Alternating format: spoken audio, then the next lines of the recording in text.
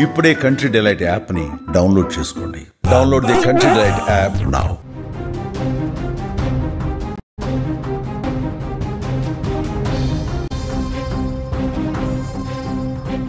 చేవేళ్ల దగ్గర మీర్జాగూడ వద్ద జరిగిన ఘోర రోడ్డు ప్రమాదం ఎన్నో కుటుంబాల్లో విషాదం నింపిన పరిస్థితుంది. ఈ బస్సు ప్రమాదానికి సంబంధించి ఆ బస్సులో ఉన్నటువంటి కండక్టర్ మాట్లాడారు. ఆ కండక్టర్ ప్రాణాలతో బయటపడ్డారు, ఆసుపత్రిలో చికిత్స పొందుతున్నారు. ఆ కండక్టర్ అసలు ప్రమాదం జరిగిన సమయంలో ఏం జరిగిందో పూస గుచ్చినట్టు ఆమె వివరించిన పరిస్థితుంది. ఆర్టీసీ బస్సును మితిమీరిన వేగంతో టిప్పర్ ఢీకొట్టింది. 19 మంది చనిపోయారు, పదుల సంఖ్యలో ఇంకా ఆసుపత్రిలో చికిత్స పొందుతూనే ఉన్నారు. ఈ ఘటనలో స్వల్ప గాయాలతో త్రుటిలో ఆ బస్ కండక్టర్ ప్రాణాలు దక్కించుకొని ఆసుపత్రిలో చికిత్స పొందుతుంది. బస్సు మీర్జాగూడ దగ్గరకు రాగానే ఏం జరిగిందో ఆమె చెప్పింది. ఒక్క క్షణం అసలు మాకేమీ అర్థం కాలేదని చెప్పి మాట్లాడిన పరిస్థితుంది. కన్ను మూసి కన్ను తెరిచేలోపు ఇంత ఘోరం జరిగిపోయిందని చెప్పి ఆ కండక్టర్ కన్నీళ్లు పెట్టుకుంటున్న పరిస్థితుంది. బస్సులో పోలీసులు ఉన్నారు, ఉద్యోగులు ఉన్నారు, విద్యార్థులు ఉన్నారు, అందరూ ఉన్నారు. ఆ బస్సు ప్రమాదం జరిగే సమయంలో 72 మంది ఉన్నారని ఆ కండక్టర్ చెప్పిన పరిస్థితుంది. ఆసుపత్రిలో చికిత్స పొందుతున్నటువంటి ఆ కండక్టర్ ఏం మాట్లాడారో ఒక్కసారి వినండి.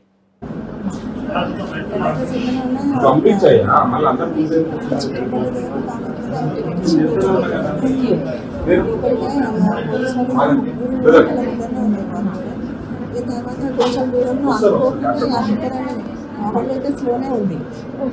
మా బండి స్లో, మేము ఏ రూట్లో వెళ్ళాలో అదే కరెక్ట్ పోతున్నాడు. ఆయనే టిప్పర్ అని వచ్చి కొట్టిండు, అదే తీసుకొచ్చి. మరి ఆయన ఎట్లున్నాడో ఏదో నాకు తెలియదు, కానీ మొత్తానికి అయితే బండి ఆయనదే రాంగ్. మీరు ఎప్పుడున్నారమ్మా?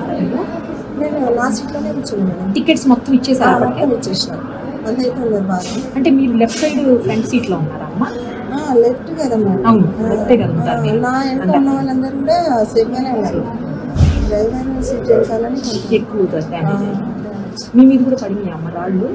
రాడ్ కానీ ఆ రాడ్ తాకింది మేడం.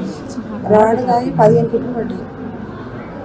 కంకర ఏం పడలేదు మీరు అసలు? కంకర పడలేదు మేడం, కంకర పడలేదు. ఆ బస్ లోపలికి వచ్చేసింది కంకర, కానీ ఆ మెట్ల మీద కూడా వచ్చేసింది. ఇది చెయ్యి ఆ రాడ్లకి ఇరికింది. అయితే ఎవరో సేవ్ చేసారు, మొత్తం ఇట్లా చెయ్యి ఇట్లా లాగి కిందికి దెబ్బేశారు. కండక్టర్ చెప్తూ ఉన్నారు. ప్రాణాలతో బయటపడ్డ ఆ కండక్టర్ చాలా స్పష్టంగా చెప్తూ ఉన్నారు.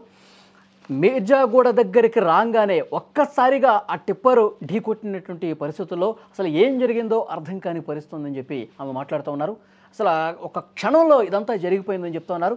నేను టికెట్లు మొత్తం ఇచ్చేసాను, 72 మంది ఉన్నారు ఆ టైంలో. టికెట్లన్నీ ఇచ్చేసి ఫ్రంట్లో నేను ఎక్కడైతే నా సీట్ ఉందో ఆ సీట్లో నేను కూర్చున్నప్పుడు మీర్జాగూడలో ఈ ప్రమాదం జరిగింది. ఒక్కసారిగా మొత్తం కంకరంతా పడిపోయి రైట్ సైడ్ కూర్చున్న వాళ్ళందరూ కూడా కంకర్లో కింద కూరుకుపోయి కంకర కిందే సమాధి అయిపోయారు.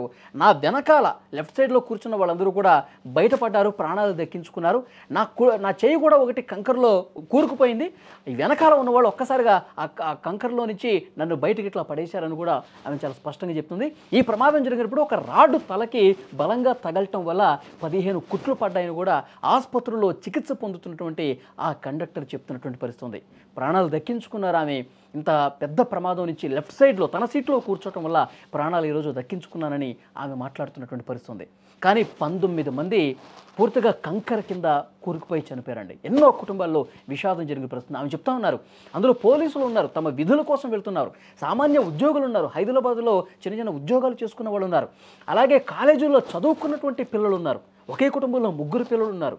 ఈ పాటికి అందరూ కూడా ఆ కుటుంబం గురించి వార్త తెలిసిన తర్వాత కన్నీళ్లు పెట్టుకుంటున్నారు. ఒక్కసారిగా 3 పిల్లల్ని కోల్పోయినటువంటి కుటుంబం ఎంతగా రోధిస్తుందో చూడండి. ఇట్లా ఒక్కో కుటుంబంలో తమ తల్లిదండ్రులను కోల్పోయి, పిల్లలను కోల్పోయి చాలా అంటే చాలా బాధపడుతున్న పరిస్థితుంది. ఆ కండక్టర్ చెప్తున్నటువంటి ఆ వాస్తవాలు విన్న తర్వాత నిజంగా కళ్ళెమ్మట నీళ్ళు వస్తూ ఉన్నాయి. ప్రమాదం ఎంత ఘోరంగా జరిగింది చూడండి. అనుకోకుండా రోజు అదే రూట్లో పోతూ ఉంటారు, అదే రూట్లో వస్తూ ఉంటారు.